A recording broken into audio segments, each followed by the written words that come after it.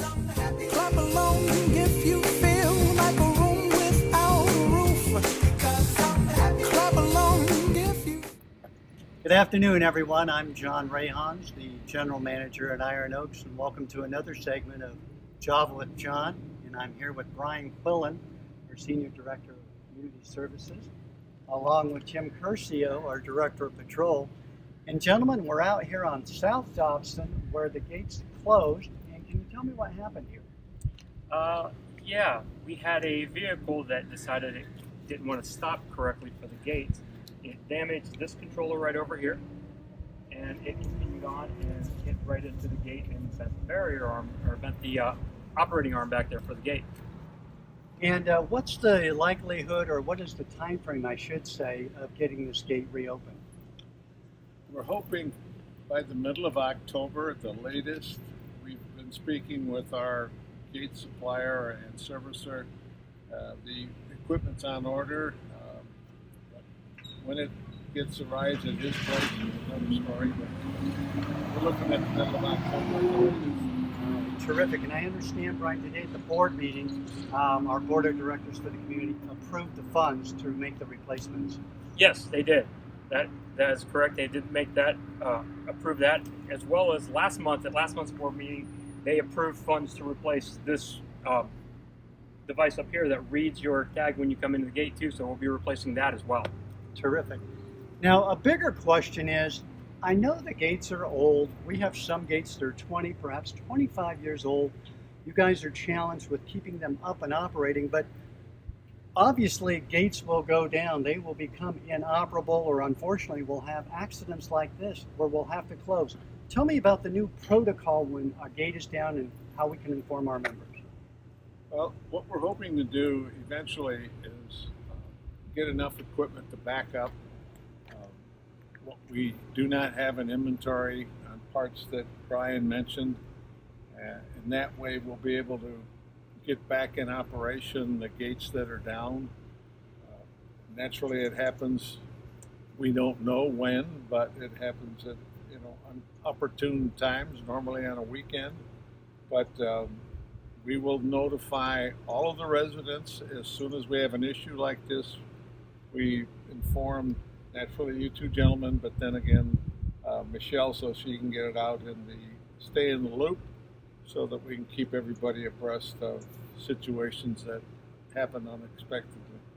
Okay, so it sounds like to me that when a gate goes down, we're going to close the gate.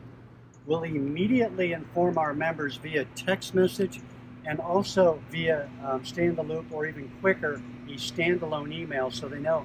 But in addition to closing down, we will give them information as to where they can enter and exit. Is that correct? Yes. You hit it right on the head, John. We'll hope to keep everybody informed, as we have with the signs that are at this particular gate, that they have to go to the Sun Lakes Gate, residents and guests. And then we have the Glenburn Gate that's also available, but that would be available to residents only. So we're trying to give them as much information as we can. That's great, Jim. And what is of particular importance to all of us, of course, is the well-being and safety and security of all of our residents here. So I like this protocol that you now have in place. That's great. Thank you.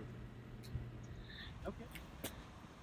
All right, now we just stepped down a little bit from the electrical vault, and we're down here at Finger Lakes. And Brian, I know we've done a lot of work as it pertains to the new irrigation system. Can you bring us up to speed as to where we're at? Yeah, actually, John, as you can see here, we've got pipes laid in the ground. Everything's all trenched out. They installed the main line area, or the main line that runs around the lake. Now they're working on installing the lateral lines that will run the actual irrigation heads and everything coming off that main line, and working on installing the valves like the one you see here that will run the heads and open and close when it's necessary for them to run. That's great. What's the anticipated closure date of this project? We're looking sometime mid-October, because we ideally want to have this wrapped up just in time so that we can drop some seed down and have nice strong overseed for these folks. That's great. That'll make our homeowners around this area very happy. Thank you, Brian. We just returned from South Dobson, where we talked about some new gate protocols when they become inoperable. But now we're over here at Ironwood, and I'm still with Brian Quillen, our Senior Director of Community Services.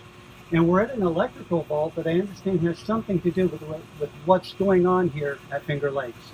Yeah, this vault here that you see right now contains all the power that is supplied to the fountains, the aerators, and the irrigation clocks that surround Finger Lake, all of which are inoperable right now because this vault unfortunately is not at code. We can't operate the power right now safely, so therefore we're working on securing bids, and we'll be bringing those to the board hopefully in the next week or two to approve funds to upgrade and repair what needs to be repaired inside this vault. So that way we can have operational irrigation clocks. We'll be able to operate at least a couple of the fountains and probably even get the aeration system up and running with that too. That's great. Good information to have. And as I understand it, this is imperative because without fixing this vault, we can't overseed. Is that right? Correct. We could put down seed, but we won't be able to run the irrigation system. We will not have enough electricity to power the clocks that will turn the valves on and off and make the irrigation run the way it should. Terrific. Thanks, Brian. Brian, we've changed locations down here at Finger Lake, and the reason we moved over here is the third leg of the project down here to get everything up and running correctly, as I understand it, is we're bringing in power from SRP. Can you explain that process to us? Sure. A while back, we got with SRP on a way to try to figure out to increase the amount of electricity we had available over here at Finger Lake to run all these components. 4 fountains, aerators, irrigation, a lot of stuff to run, need a lot of power. What we've devised is coming down this drainage area over here and putting in another 100 amps of power. We're going to fix it in that spillway so that it doesn't bother the homeowners. And that's going to help power the 2 fountains that are left at this end of the lake and give us a little bit of overload for future improvements if we want to make it. We've moved locations one more time today for this segment of Java with John. I'm here in the alcove in Stone and Barrel to bring you the features for this week. And the catch of the week is Covina sea bass, which is a very light, flaky fish, $24. It's absolutely delicious. It's a great piece of fish. Our early bird special every day, 2 to 5 this week, is country fried steak with roasted tomatoes, red onion, roasted garlic mayo, and Swiss cheese on a brioche bun with onion rings. Sounds great, only $12. And today, Thursday, we have a creamy Italian pork sausage penne pasta, which is delicious with white sauce with garlic toast for $15. And then, of course, Friday, you know what Fridays brings you here at Stone and Barrel. We always have our clam chowder, then our shrimp fry that evening, and then on Sunday, we always feature our prime rib. Thanks for joining me on this session with Java with John. Stay safe and stay well.